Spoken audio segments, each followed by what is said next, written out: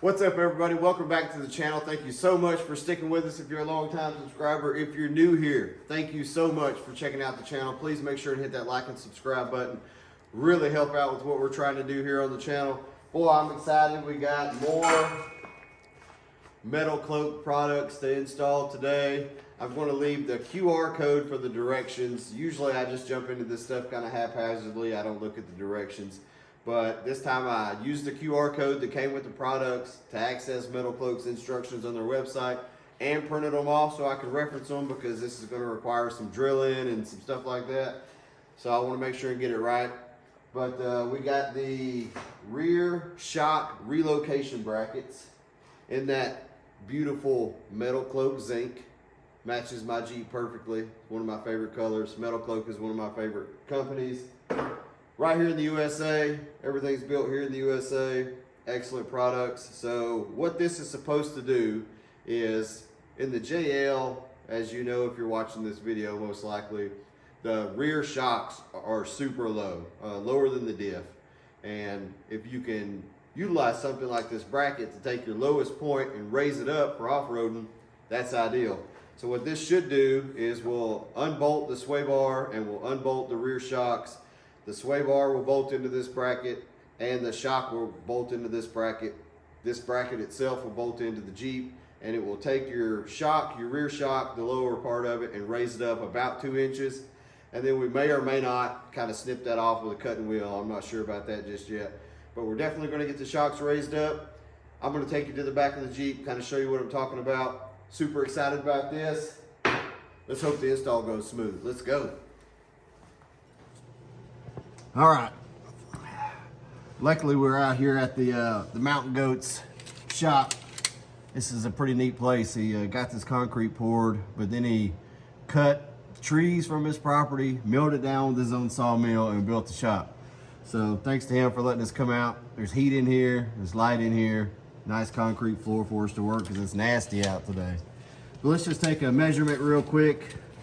So from the concrete floor to the bottom of this shock mount is about 9 inches right now. And what those brackets should do is we'll unbolt the shock, unbolt the sway bar, move this stuff out of the way, and then we need to drill this hole out right here. And we may take off the lower control arm here just for filming purposes. But I think when I looked at the instructions, Metalcloak says that you can put the nut that goes on the back side of this on a wrench and just run it up the back. We may do that too. It just depends on what it looks like filming. So let's get this stuff unbolted and kind of moved up out of the way. We'll get this hole drilled out and see what these brackets do for us. Right now, 9 inches. See how far we can move it up. Let's go.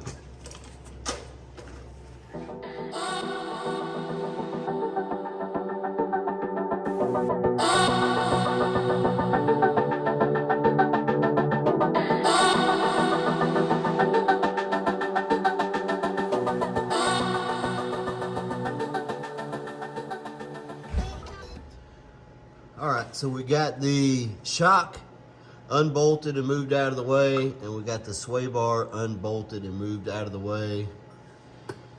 We got the bracket here, about to line it up. The one thing to note, these brackets have a bend in them, just like your factory brackets. So remember that the bend always goes to the center of the Jeep. And let's see. It's gonna go up here like this. So we'll take the factory hole right here and we're gonna drill that out to 3/8, and then we'll bolt it on there, put the sway bar on, put the shock back in. But as you can see, once we bolt this on, that looks like about the right spot. That shock, this bracket actually is angled up already, and the shock will bolt here as opposed to down here. And we could cut this whole bracket off, which I'm not sure if we'll do, but maybe just cut the bracket off. Just cut the welds on this and knock it off. Anyways, we'll see. But anyways, we'll measure this again once I get it bolted up and see how much clearance we gained for the shock. One thing to note, I don't know if it says this on the Metalcloak website, but in most Jeeps, your shock is going to be your limiting factor, right? So kind of like your limiting strap if you were driving a buggy or something. So when you take and you move this thing up 2.5 inches, when you're wheeling at extreme articulation, when you're at full droop, your spring may actually come unseated. So that's something to keep an eye on if you install these brackets and then you go wheeling. If you're at an extreme articulation and you got one side at full droop, make sure you're checking on your springs. If you have to install limiting straps, then you have to. If not, maybe some type of locking nut or something on the bottom of your spring. Either way, we're gonna get this hole drilled out and then we'll get back with you.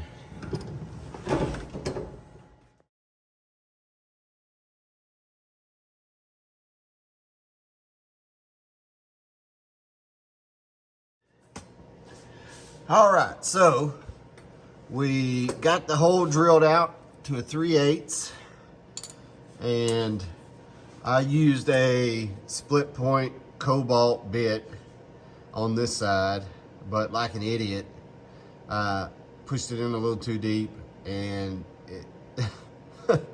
the tip of it touched my axle tube, and let me show you what happens when that happens.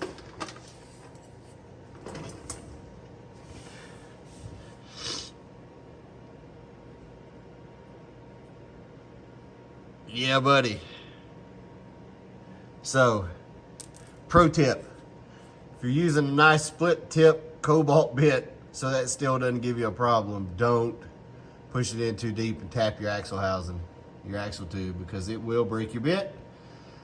So it'd be interesting to see how this other side goes. Hopefully we can use just a carbide bit and get through there with no problem. It really wasn't an issue, at least for that bit. We'll see how it goes. So for this side, I'm not going to take the control arm loose. I'm going to do like the instructions say. I put some tape on the back of a 9/16 inch, and then I put the nut inside there. It's not doing a great job focusing, is it? Put the nut inside there so it won't fall out, and I can just slide it up behind there and hopefully bolt in the bracket. So let me get the camera moved to a good spot and see if we can get this thing bolted up real quick.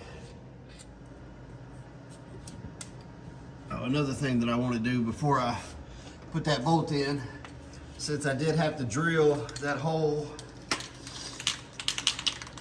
and there's a much more sophisticated way to do this with maybe some touch-up paint and a brush, but I'm just gonna, I clean this off with a little brake clean, and I'm just gonna touch it with some spray paint real quick.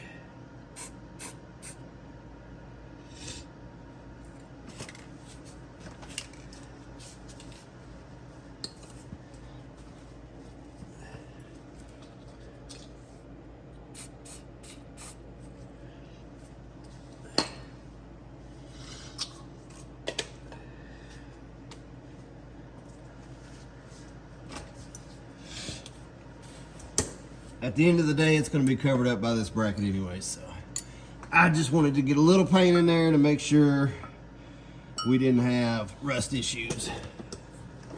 So let's see if this socket fits in there like Metalcloak says it will, and look how beautiful.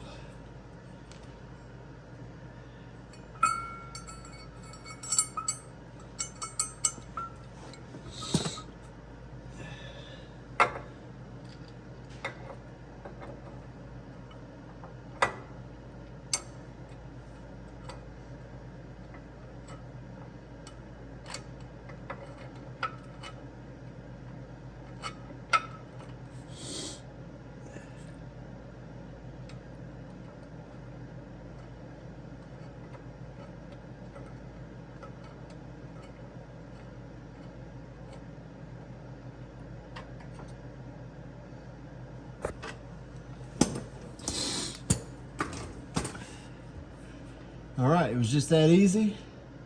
Now I'm gonna leave it loose until I can get the sway bar back in here and connected to this bolt or this hole that's down here. Once I get that connected, then we will make sure everything's where it's supposed to be and tighten this bad boy up. So give me just a second, we'll get back to that. All right, so we got it all bolted up. The lift that I have on here is the Stage 3 Icon lift. And in that lift, it gave me instructions to move the front sway bar end links to the back. And what I've noticed is this sway bar end link for the front is super straight, and trying to get it bolted up here with this lifted up kinks the brake line. So what I did was I took this off all the way, hit it with a sledgehammer a couple times and bent it. That's going to be a temporary fix. I'm going to go and order some rear sway bar end links, probably from Metalcloak, to put back here. That way everything looks good and works properly. The instructions say to mount the sway bar end link to the bracket, then put the bracket in place, drill it out and bolt it up. And the reason for that is once the sway bar end link has to bolt through the factory mount, which is right here. There's a little tab welded on from the factory. It bolts through that and then through the bracket, and then there's a bolt up here to hold the bracket. So the bracket's held in place here at the factory mount and up here with this new bolt that's given from Metalcloak, and then you put the shock back in place and bolt it up. And we got that tape measure there, Mountain Goat.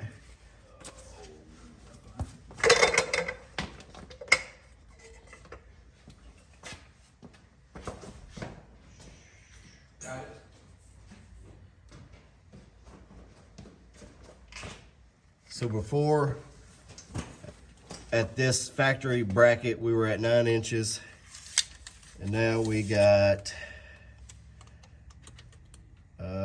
to the bottom, we've got 12.5.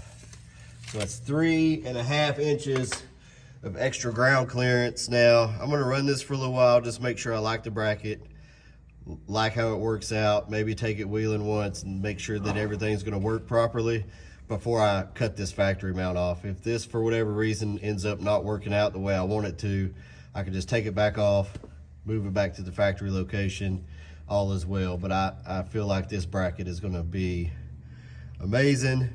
And once I run it a couple times, I'll cut this bracket off and maybe even zip a little bit off of this factory housing down here that the lower control arm mounts into, just to give a little extra ground clearance. But as it stands right now, the rear shock mount right here is higher than the diff. So the shock mount itself, before I cut it off, may still get hung up, but the shock where it's mounted right now won't be the first thing to get hung up on a rock, and I like that. So excellent product, fairly simple install with the exception of this sway bar, but the sway bar end link. But I feel like that's just because I had moved the fronts to the back and the fronts are super straight. So yeah, let's do the other side and then we'll close this baby out.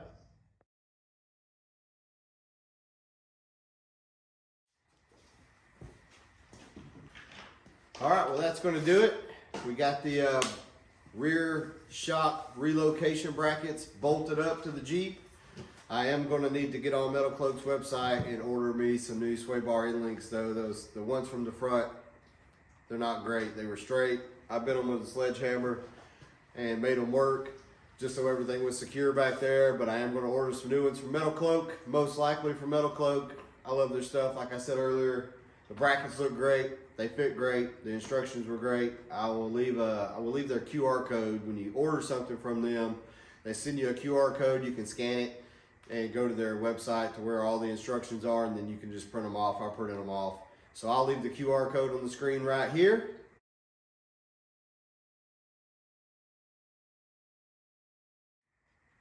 And hopefully that gets you to the website. Scan the QR code, get your instructions, order all your Metalcloak stuff. I'm not sponsored by them or anything. They don't send me anything for free. I buy everything that I'm featuring on the channel. But I love it. It's built in the USA. I've always had Metalcloak products on my Jeep, and it's always been great. So I will continue to use them. I'll leave a link to their website in the description down below. And as always, when you got good friends like the Mountain Goat that let you come out and use their shop, you don't have to roll around on the concrete or the cold, wet asphalt. It's not a bad life if it's a dad life. Let's go.